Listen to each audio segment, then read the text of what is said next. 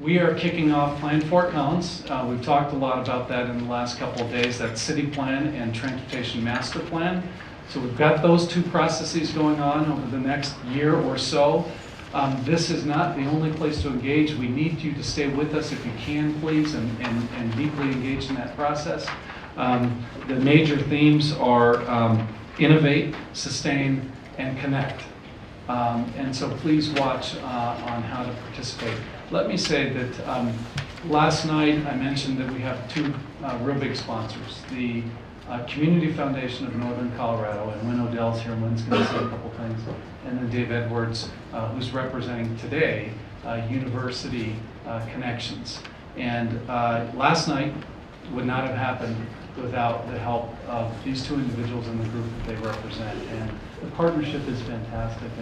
And Wynn and Dave, you all know Wynn and Dave, and they're just rock stars in this community. And I love the fact that they're partners of ours. And so I get to introduce Wynn and Dave, and they have a couple things they want to say. The Community Foundation of Northern Colorado did co-sponsor last night's reception and event. Today we're just here as participants. This is the city's deal. We're very glad to be here. Last night I didn't quite get out the mission of the Community Foundation, and it is to be the regional leader in building a more engaged, philanthropic and visionary community. So one of the things that encouraged me about last night is when they did the demographics at the beginning, and 25% of the people were not from within the city of Fort Collins. This is a city planning event, but the fact that a much broader community is both interested and engaged and wants to contribute, I think is a very positive thing. This isn't something where you have to drag 5 people into this room. So seeing that demographic information, seeing you all here today is great, and thank you for allowing us to participate. Good morning, everyone, and thank you for being here. University Connections is now about 3 years old, and since I had an opportunity to look at all of you and so many of you are so actively involved in this community, University Connections is not an organization. It's an initiative, and at the Community Foundation where it was instigated, we talk about that frequently. We're not an organization, we don't have bylaws, and in 3 years in University Connections, we've never had a vote. Just a little factoid. I would like to take the opportunity. Joe Frank said, are you ready to go? And I said, what do you want me to do? He said, do what you did last night, only shorter. I'd like, I don't know where Jim Reedhead is, but I'd like Jim to stand up, and many of you have known Jim for a long, long time, but Jim Reedhead is the executive director of University Connections. He's the one and only staff member. He's the glue that holds the whole thing together. The rest of it is all voluntarily done. So, Jim, thank you for your hard work, and we're lucky to have you. Enjoy the rest of the morning, and thanks for being here. I'm delighted the City Council is here, Wade Troxel is here, Ben Mandel is here. Did I miss anybody else? That's a good thing. The people in this room are just very impressive, and I'm just delighted that you're all here. You've probably all heard me at one time or another praise and mention our richly diverse City Council. I do believe, and sometimes that seems to be a little tongue-in-cheek, but I believe that thoroughly, that we make better decisions if we have differing viewpoints that really represent the very diverse interests and opinions and goals that are in our community. So this is a richly diverse group, and so I have a lot of confidence that what we're embarking on here with this major update, getting transportation together, is going to be very productive and useful. I'm a firm believer in planners. This time, I did watch the process 6 years ago now of the city plan update, and I think we've done a lot very deliberately to try and broaden it to make sure that it includes broad community involvement with many different ways and opportunities to be involved. I've already gotten complaints that this wasn't held on a Saturday morning so people could be involved, but there are so many different ways to do it, and I think we're doing this right. So it's my pleasure and honor to introduce futurist Thomas Frey, who's the keynote speaker, and he's going to have a little different, a lot of you were there last night, understand this is a little bit different approach. He's the executive director and the senior futurist at the Da Vinci Institute, and is currently Google's top-rated futurist speaker. And he continually pushes the envelope of understanding, and he creates a lot of fascinating images, as we saw last night, about the world to come. He's going to be giving presentations in 8 different countries this year. He gets around a lot. Let me list some of his accomplishments here. It's very impressive and gives him great credentials to do this. Because of his work inspiring inventors and other revolutionary thinkers, the Boulder Daily Camera has referred to him as the father of invention. The Denver Post and the Seattle Post Intelligencer have referred to him as the dean of the futurists. And before launching the Da Vinci Institute, and we chatted about this last night, very interesting, Tom spent 15 years at IBM as an engineer and a designer. And at IBM, he received over 270 awards, which is more than any other IBM engineer. Tom's been a columnist for the Denver Post, the Rocky Mountain News, the Denver Business Journal, and the Boulder County Business Report. He's also been a contributing writer to Colorado Biz, to the Futurist magazine, and to Morning Calm, the in-flight magazine for Korean Airlines. He's also editor of 2 top-rated blogs, The Impact Lab and FuturistSpeaker.com. So please join me in welcoming Thomas Frey.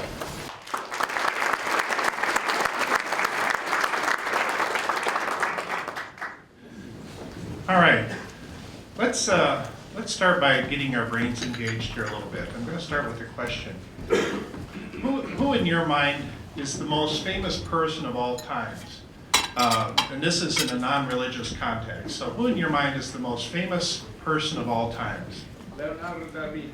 Da Vinci? Okay, great. Einstein? Okay. Einstein. All right, Einstein. Michael Jackson. Michael Jackson. Hitler? Okay. Tim Berners-Lee. Tim Berners-Lee. Here's a few of them. Da Vinci is one of my favorites, naturally. Christopher Columbus, Isaac Newton, Einstein, Thomas Edison, maybe Bill Gates, maybe Oprah. But when I started thinking about the most famous person of all times, I came to the conclusion that the most famous person of all times has not been born yet, or we don't know who that person is. So this should be a very inspiring notion because there's an opening there. You could be that person. So the logical question to follow that is the person who becomes the most famous person of all time, what is the accomplishment that made them that famous? What did they do? I think that's an interesting question. What are the biggest things that still need to be accomplished in the world? Here's some of them. Finding a cure for cancer. These 2 gentlemen, Kevin Murphy and Robert Topol, estimated that if we find a cure for cancer, that's $50 trillion in social value. They may be off a couple dollars here and there, but that's a pretty darn big number. Maybe putting a base on the moon. Maybe not the most famous person, though. Mass energy storage. That's a big one. If we could accomplish that, that would be huge. Controlling the climate, controlling hurricanes, the things that can go wrong. Is that possible? And of course, the flying car. Where the hell is the flying car? So throughout history, people with vision have been creating the future. So if we go back into time, Da Vinci was clearly a real visionary. Dedicated over 500 drawings and 35,000 words to the concept of flying. This is over 300 years before the first hot air balloon flight, over 400 years before the Wright brothers. This was the epitome of a true visionary. Nobody at that time really thought people could fly. Jules Verne gave us visions of submarines, space travel. Alex Raymond, the guy that started the whole Flash Gordon series. You know, I look at that picture down at the bottom there. That's their control panel. They didn't even know how to make control panels. What the hell is that? The Jetsons. Everything I know about the future, I learned from the Jetsons. I had heard that there was actually only 26 episodes of the Jetsons. They just kept playing them over and over again. Then a few years later, Gene Roddenberry came up with Star Trek, 1966. And then a couple years later, Arthur C. Clarke, 2001: A Space Odyssey. Philip K. Dick, he's the guy that came up with Blade Runner, and he's the author behind everything from Minority Report to Total Recall. Most of the famous blockbuster movie, science fiction movies were Philip K. Dick movies. George Lucas, 75, big Star Wars. Luke Besson, The Fifth Element. There's lots of different visions that we've been creating along the way. But it's our images of the future determine our actions today. And this is why I talk about the future creates the present. This is just the opposite of what most people think. And yes, a lot of what we're doing is creating the future, but it's those images that we hold in our head determine what our actions are going to be today. This is a very important point. So these past visionaries, Da Vinci gave us ideas about flying machines. Jules Verne gave us ideas about submarines and space travel. All of these people have given us visions of the world around us today. So those images of the future determine our actions today. Again, the future creates the present. So it's incumbent upon us to create better visions. If we can create better visions, we can have a clearer view of where we're headed. We can inspire other people to also head in that same direction. So how do we make these visions? I'll get into that here in just a second here. In what ways will the city of Fort Collins fundamentally change after this recession? I think that's a terrific question. There's a new normal in town. What is it? Every recession in the past has lasted so many months. This is a list of all of the past recessions. So we don't know how long this one's going to actually take before we're finally out of it. I know a lot of us can't wait until that day. But as we're creating new systems, we have a problem with systems being broken because it's a lot of old systems that were in place, and now we're transitioning to new systems. And I actually have a theory on one of the major causes of the whole recession here was because of the fundamental problem with our foreclosure system that we have in place, and that it actually causes housing prices to compress much quicker than it needs to. But our sales tax system, which is one of the fundamental pieces of the whole city infrastructure, is increasingly a broken system. Sales tax is paid for by the buyer, it's collected by the seller, but there's rules that apply. If you live in this area, then you don't have to pay sales tax. If you live in some other area, you do. So it's very, very complicated. And when you get into the whole idea of complexity, complexity is a real interesting issue. Let me tell you a little story about the whole credit card industry as it got started. 1950, Frank McNamara invented the Diners Club card. This is one of the real early ones. This is 1951. By 1970, the whole credit card world was starting to hemorrhage money. And I love this advertisement here. If we didn't think you could handle it, we wouldn't give it to you.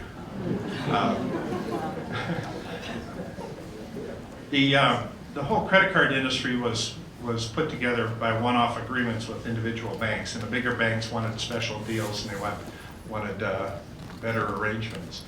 That's when D. Hock came in and took over Bank Americard and turned it into Visa. And what he did is he forced simplicity onto the system. He made it simpler and simpler, and so he finally made it so it was a very well working network. Credit cards really are a network, and it was that whole idea of the complexity that was getting out of hand. It was on the verge of killing that whole industry.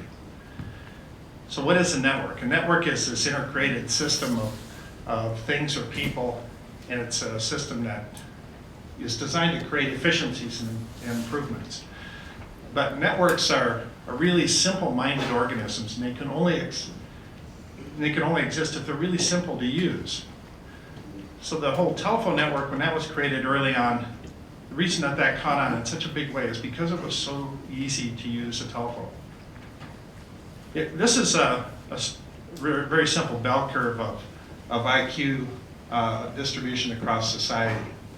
And if you can see where the markings are, if you're creating a system that only people with 110 IQ or above can understand, you can see that you're eliminating 80% of society.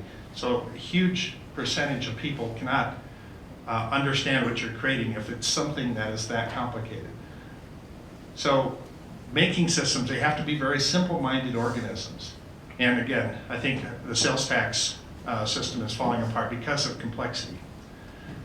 Beware of complexity disguised as a solution.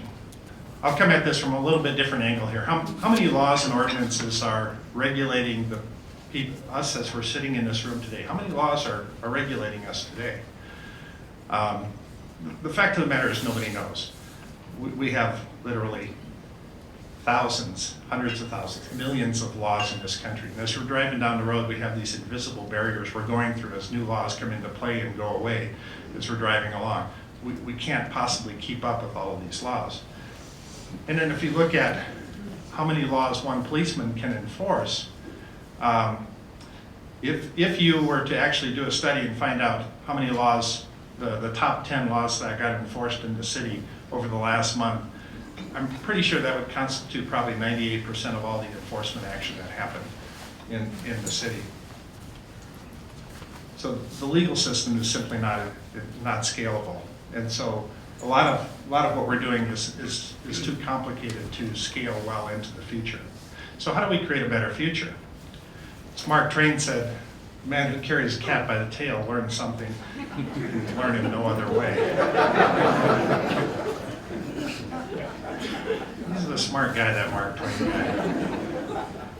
So I'm going to go into this, just real briefly, this idea of controlling the future.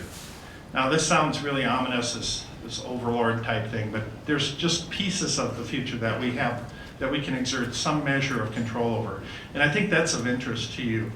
And as I said last night, I see, this is one of the geekiest groups I've seen with all the laptops at every table. This is, I see Fort Collins as really this whole community of idea junkies here. Lots of brilliant people here.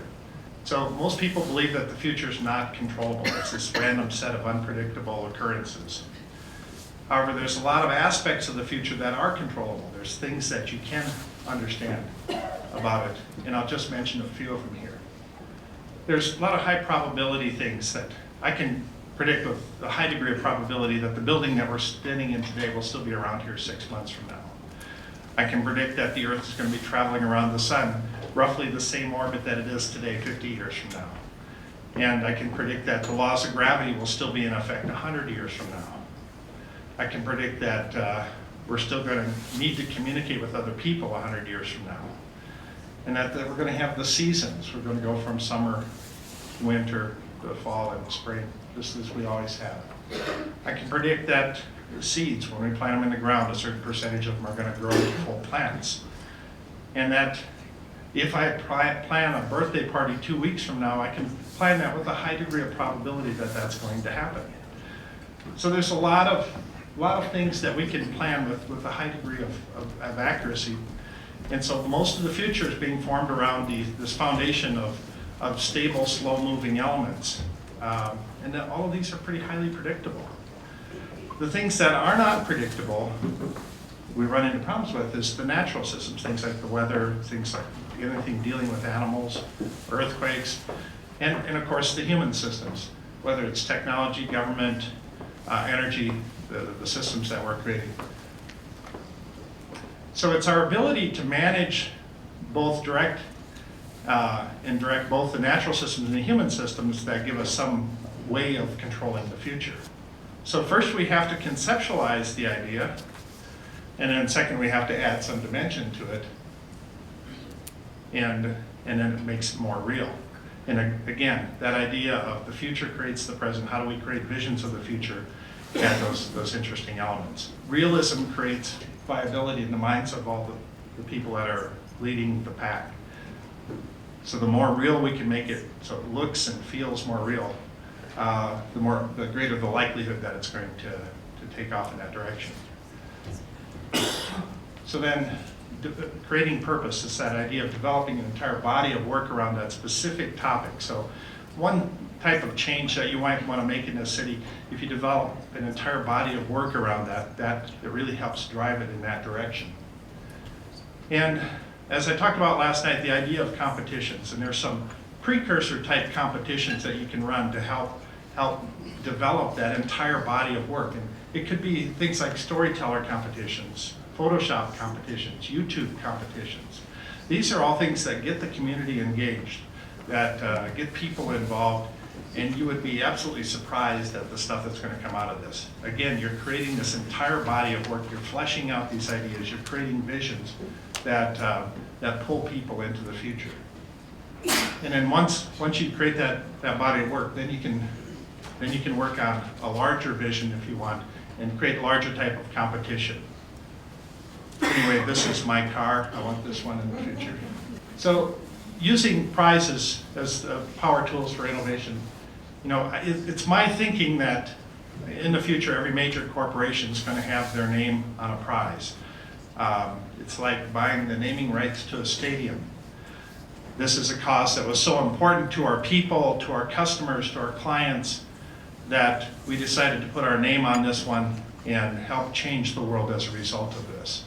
As Eleanor Roosevelt said, the future belongs to those who believe in the beauty of their dreams. I think that's a great quote. And with that, I thank you for having me here this morning. And I will turn things over to Ken here, and we're going to dive into some of the polling questions and really take off into a whole way of actually visualizing our future.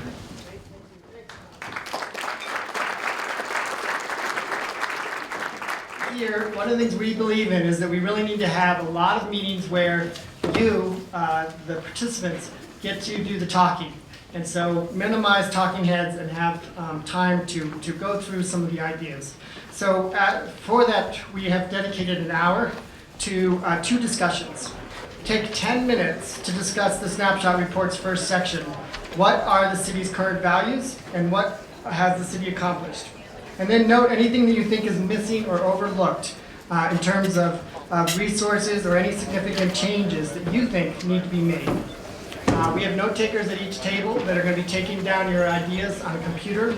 The second discussion is around future opportunities and challenges. And here we're going to move into thinking about what opportunities and challenges remain, and really think about what the plan needs to address going forward, particularly with respect to your snapshot topic. After that's done, we're going to have report outs, very brief highlights of some of the things that were talked about at your table. Then what we're going to be able to do is all the ideas that you submitted will actually be what we get to vote on. Basically what we came across, we're with the arts and culture group, was our primary focus. We think that recognizing a couple things. First is the economic impact of arts, not looking at it as a charity event when you have an arts organization going on, looking at the viable impact that has economically for us. The studies have been done, it's like 10 to 1, so every dollar invested is at least $10 that comes back into the community. We want to focus on that. And then we also had a lot of discussion around basically developing an environment that helps the individual artist thrive.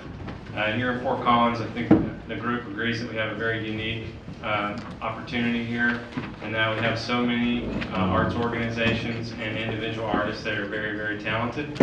And one of the things we focus on is just trying to make sure that not only do we help them continue to develop those talents, but also bring in other people like them that will help even further what we have. So that was basically the primary focus of what we talked about in the arts arena. We got specific and talked a little bit about the impact Beach Street's having right now. We're very, very happy about what's going on, very positive. You may not know, but they're getting very involved with University Connections. Ryan Kiefer is basically assuming the position as a coordinator for that. And he's been working very hard over the last few months to hear from each individual arts group. And he's put together a team of people that are basically prioritizing a set of goals that we're going to move forward on here shortly. So that's kind of what we focused on that front.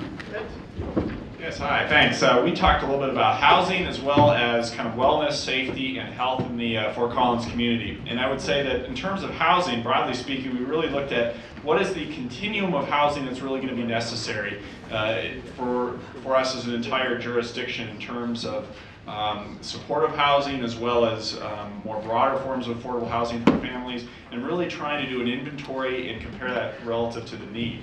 And then also we talked a little bit about transitional housing, which sometimes gets a bit forgotten, as well as really looking at how can we better utilize our local land bank in a competitive way or in a strategic process to get that really engaged in terms of actually helping people and providing the housing.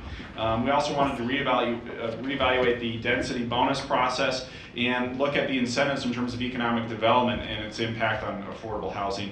Going to the health, the wellness, and safety process, we looked at How do we address more comprehensive forms of healthcare as a network across an entire community? We looked at financial literacy curriculums that need to be placed in our local school system. We really wanted to talk about celebrating the collaborations that do exist in our community in terms of pathways past poverty, in terms of the CDBT program. We do a lot of great things, and we just wanted to celebrate those and continue that spirit moving forward. Thanks. So our team, we're looking at environment and utilities and natural area and park and recs. And it was really fun being part of this team because it was kind of like we all, from a lot of variety of opinions, came to this, we're all in this together. We all have to work together. And if we're going to be around for 50 years, we need to be engaging this together. So there's this very exciting thing about engaging with the future.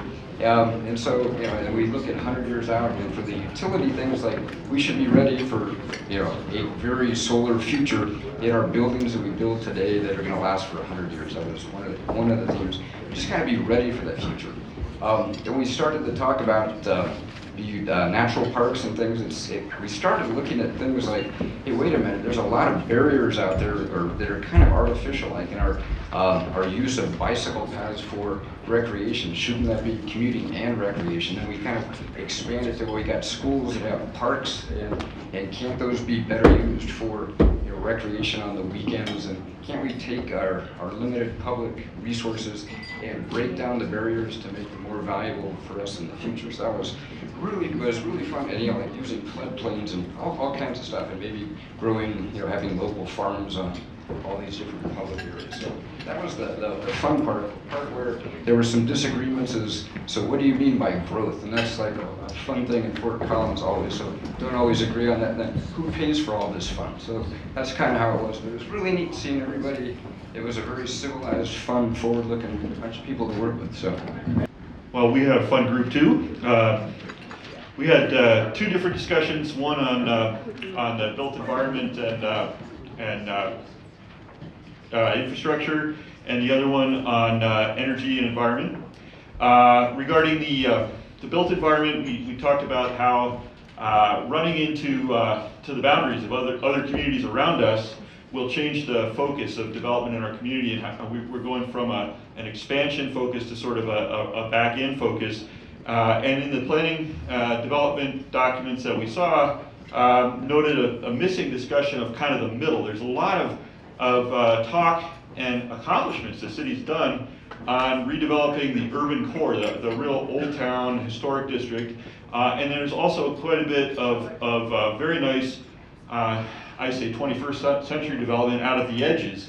But there's sort of a middle ring of older development, sort of 70s, 80s infrastructure in the middle of Fort Collins that is really ripe for redevelopment and opportunity for doing things in a new way. Talk about needing new standards to accommodate that redevelopment, especially with the older commercial stock, and the need to bring high quality industry into the urban core, into the city, as opposed to just out at the periphery. On the energy and environment side, we talked about how the future is likely to look very different from the past, how the energy supply and demand marketplace is really changing fast, and that our community has kind of a unique opportunity to really be part of that future and driving that future, partly because we own our own electrical power utility and our own water utility. So we have much more flexibility than other communities of our size to do this stuff. The partnership between the city and the university is a great opportunity for that through driving innovation and developing best practices stuff. And we talked about the need to balance mandates versus incentives and really kind of allow this change to percolate from the bottom up as opposed to being sent from the top down. We focused on finance and economy as one topic, and then sustainability as another topic. And we had diversity of opinions at the table, but I was actually surprised at the agreements that were reached. On the issue of finance and economy, there is considerable concern at our table about the budgeting for outcomes process, and if it actually is as transparent and as useful as it's being presented. The second big issue has to do with the issue of retail in Fort Collins. and trying to get a better mix of retail versus residential and commercial, and especially with trying to get the Foothills Fashion Mall redeveloped. That's a top priority for us.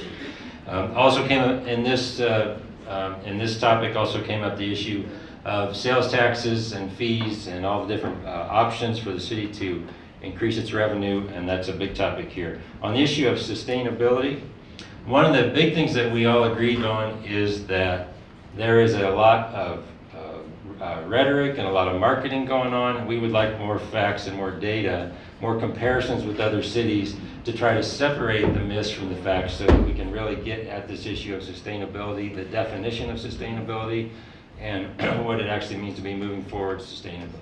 Thanks. Hello, at this table we did finance and transportation. I'll start off with transportation since I have it on the screen in front of me. One element that we discussed was the physical configuration of the transportation system for all current modes, that is the vehicles, alternative modes as we know them, walking, transit, bikes, and the X modes that are coming to us in the future, which we're not so sure what they will be, but we need to review how we will be able to accommodate them. Let's see, we have a tremendous asset in our current transportation system, and we need to maintain that. Our current asset is worth hundreds of millions of dollars, and Mark Jackson can probably tell us what number that is, but we need to be maintaining that first and foremost. Let's see, where's the next one? Let's see, what are the opportunities for the future use of the rail corridors, including talking about using the X modes in some way, to have facilitated freeways within the city, if you will, for their movement. And then the last one had to do with the land use, development, and density. And on the finance part, hang on a second and I'll...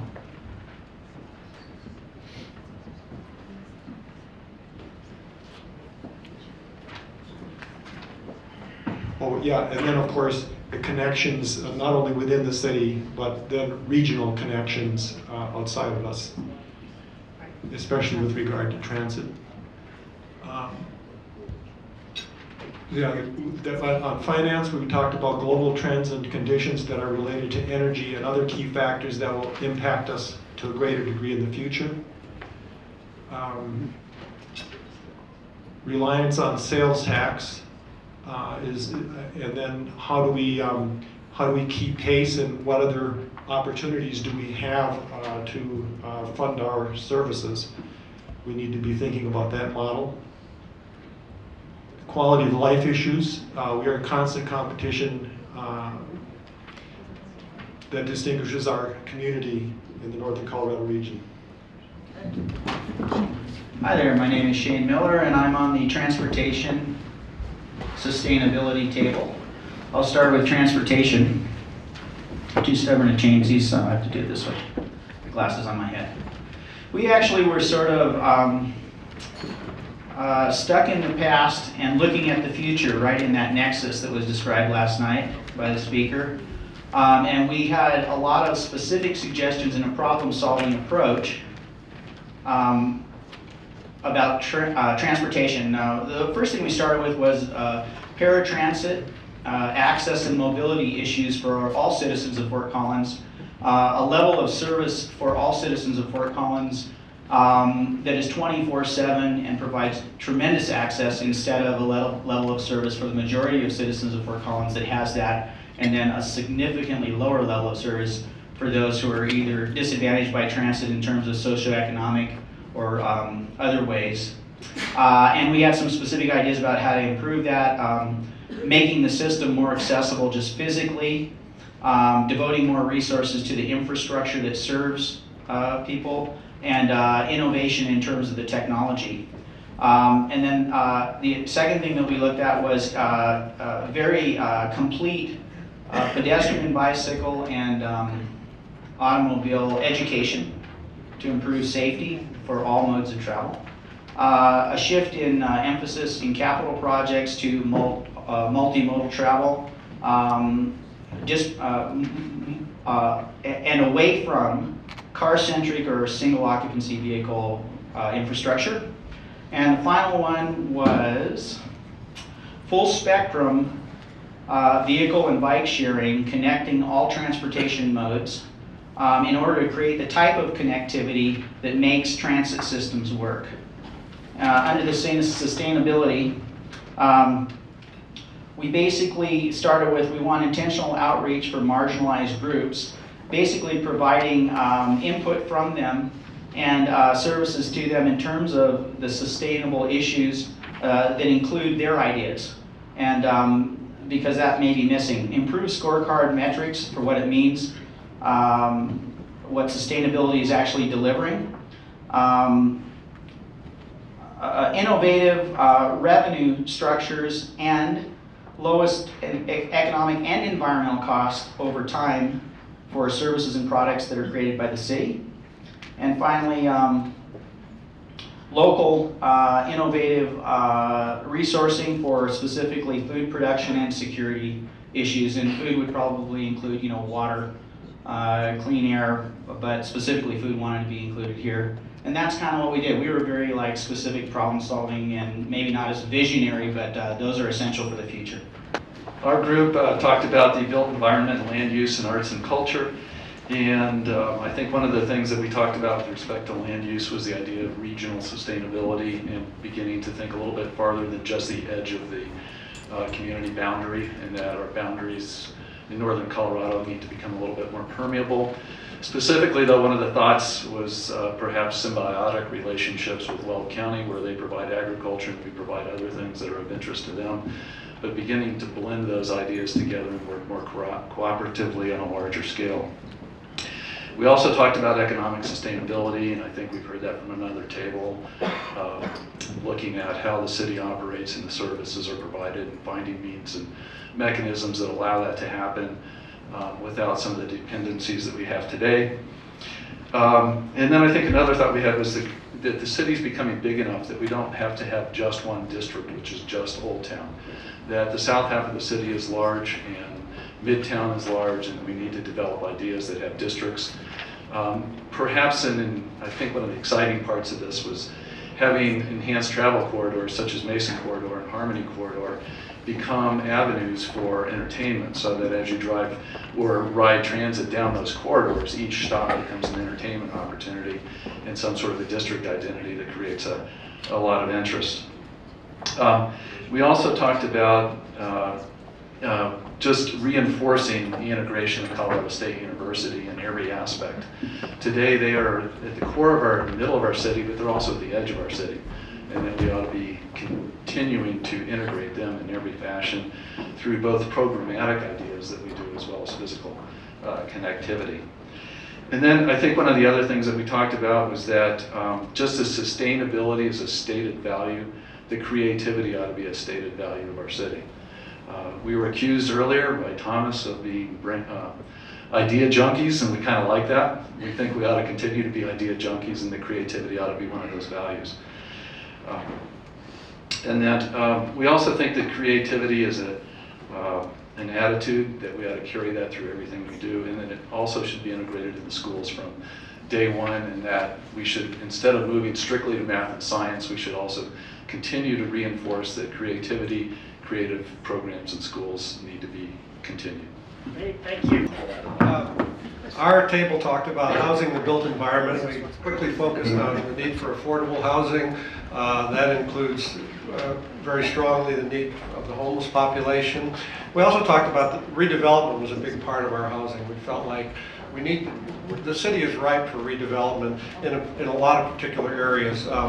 First of all, we do need more student housing. One of the data charts we got suggested that compared to other cities of our type, university environments, we don't have enough housing to address the needs of students through rental housing. And if you look around the campus, you see a lot of places that perhaps are ripe for redevelopment. We're already seeing a little of that in the flats at the Oval project as sort of an example of what maybe the built environment of the future might look like. And that brought out the point that, we're going to have higher density in our housing, and that sometimes is difficult for people to comprehend in a positive way. They think higher density means cramped, And yet, if we can show projects that are quality, higher density projects, that will go a long way towards educating people about, how the built environment can change. Just going by Laurel Street and the flats on the Oval every day, as people watch that, the perception is going to change about what that can possibly be. We also talked about in redevelopment. Another ripe example is redevelopment of a commercial district like Campus West. I mean, there's a nodal point of commercial development that we could really do more with, make it a mixed use, higher intensity use, so forth. Another thing we talked about in the built environment, the idea of more open space within the urban environment that we already have. And one thing that's really being overlooked are our irrigation waterways that go through town. These form right now sort of informal or social trails, and yet they can provide connectivity for a transportation corridor, recreation. They can also be sort of a linear park that provides a sense of open space that we perhaps haven't looked at yet. And of course, the Highline Canal in Denver is an example of how that could be done. Anyway, that's quick. So let's go into each of the topical areas. And what you're going to do is you're allowed, those of you who were there last night, you got to vote 3 times on a single list. We're going to vote twice, and then we'll see the tallies after that. Okay, so under arts and culture, okay, get your last votes in. Should be a couple more in here. All right. Wow, okay, so number 7, really trumped most of them, almost got twice as many votes as any other one. Creativity should be a city value and include an economic dimension. Okay.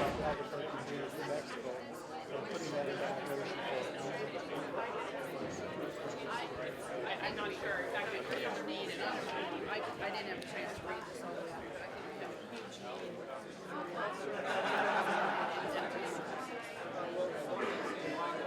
I really and you're not there yet. Mental health, amen. Okay, we're on to environment and utilities. All right. Wow, okay, so 2 clear top ones, number 1 and number 3. Engage the community as part of the changes and developments in green solutions and provide incentive for a shift to green technology. And number 3, create entrepreneurial atmosphere to encourage development and deployment of green technologies.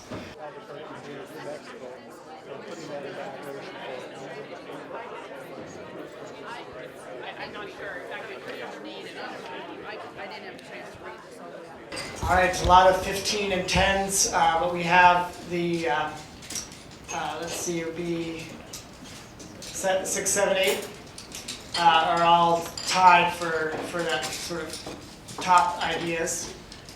Advocacy to change the sales tax funding policy at the state level to address regional competition with retail. Retain, grow, incubate, and attract primary employment and leverage existing community strengths, accomplishments. Okay. Health, wellness, and safety. All right. Okay, so 1 and 2 need comprehensive network for dental, mental health, etc. for lower income, including education for lower income and medical community. And 2, plan needs to intersect with community initiatives that exist and are successful. Okay, and close it. Clear a lot of votes for address the big picture continuum of housing within more specific categories. Disabled seniors with a continuum within the category. And then let's mention the mixed use development with density. Okay, we have 4 ideas that were submitted under natural areas, parks, and recreation. All right, close it out.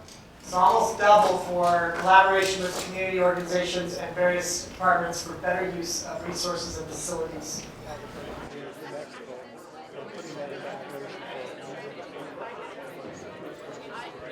I'm not sure exactly what you need, and I didn't have a chance to read this all the way through. Okay, A lot of even votes, but number one, paradigm shift, restructuring transportation.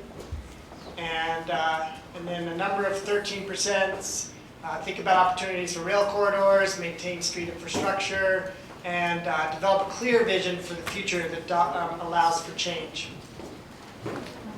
Sustainability. Let's close it out. Let's see what we have here. All right, so number 8 and 9 in particular. 7 and 8, sorry. Leverage basin corridor to test new transit methods and be local actions.